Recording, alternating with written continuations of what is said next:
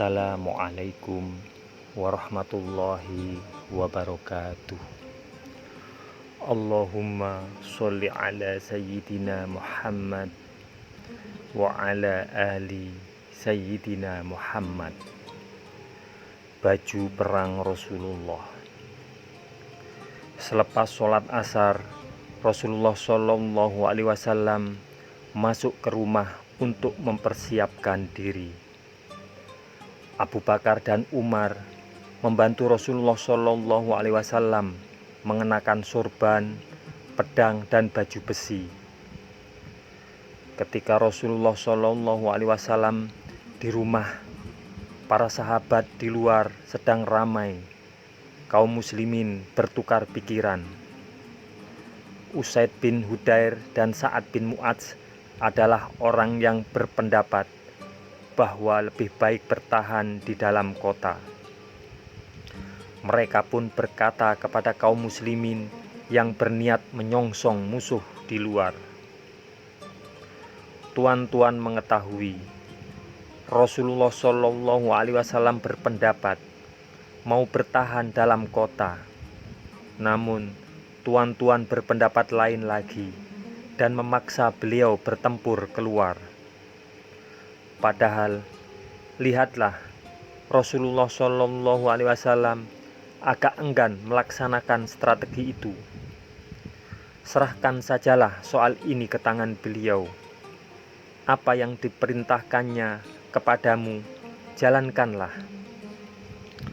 Mendengar kata-kata itu, sikap para pemuda yang ingin menyongsong musuh pun melunak.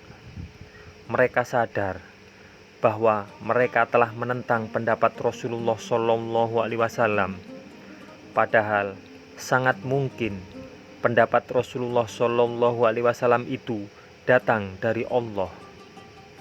Maka ketika Rasulullah Shallallahu Alaihi Wasallam telah keluar rumah sambil mengenakan baju besi, mereka berkata, "Rasulullah, bukan maksud kami hendak menentang Tuan. Lakukanlah apa yang Tuan kehendaki. Juga kami tidak bermaksud memaksa Tuan. Kami tahu bahwa kehendak Tuan mungkin berasal dari Allah Subhanahu wa Ta'ala." Ke dalam pembicaraan semacam inilah saya ajak tuan-tuan, tetapi tuan-tuan menolak. Demikian jawab Rasulullah Shallallahu Alaihi Wasallam.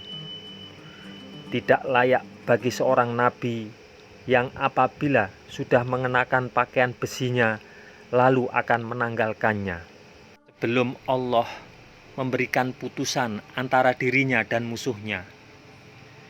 Perhatikanlah apa yang saya perintahkan kepada kamu sekalian, kemudian ikuti.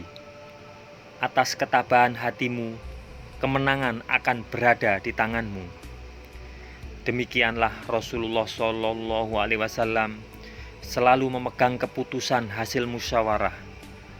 Keputusan seperti itu tidak dapat dibatalkan oleh keinginan-keinginan tertentu. Keputusan hasil musyawarah harus dilaksanakan dengan cara sebaik-baiknya. Lalu berangkatlah kaum muslimin dipimpin oleh Rasulullah Shallallahu Alaihi Wasallam ke arah Uhud. Di suatu tempat bernama Saikhon dia berhenti. Dilihatnya dari kejauhan di atas pasukan tentara yang belum dikenal. Siapakah mereka itu? Lawan atau kawan?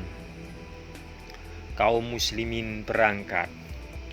Seseorang kemudian memberitahu Rasulullah Shallallahu Alaihi Wasallam, itu adalah orang-orang Yahudi sekutu Abdullah bin Ubay.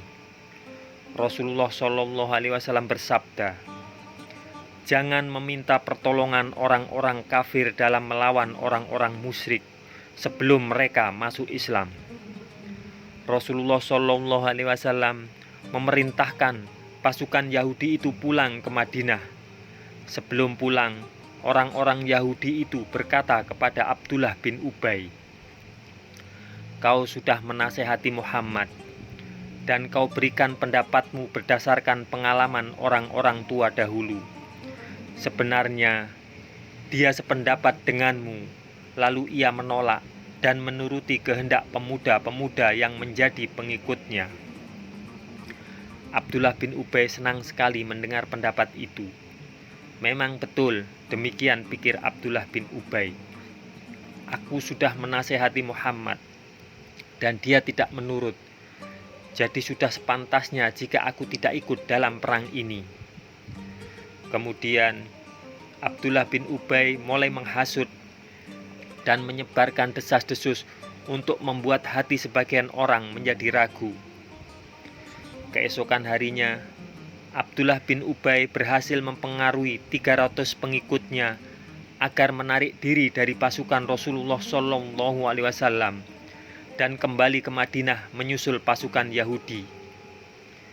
Kini tinggal Rasulullah SAW beserta 700 orang sahabat yang melanjutkan perjalanan ke Gunung Uhud untuk menyongsong musuh.